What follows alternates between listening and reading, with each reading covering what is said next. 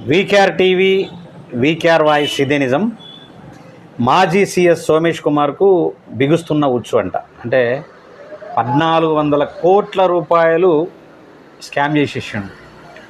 మరి వీళ్ళంతా ఏం చేశారు? ఎక్కడోడో బీహార్ నుంచో ఎక్కడి నుంచో వచ్చి ఇక్కడ సీఎస్గా చేసి మొత్తం తెలంగాణను దోపిడీ చేస్తూ ఉంటే వీళ్ళంతా ఏం చేస్తున్నారు? గడి వీక్తున్నారు.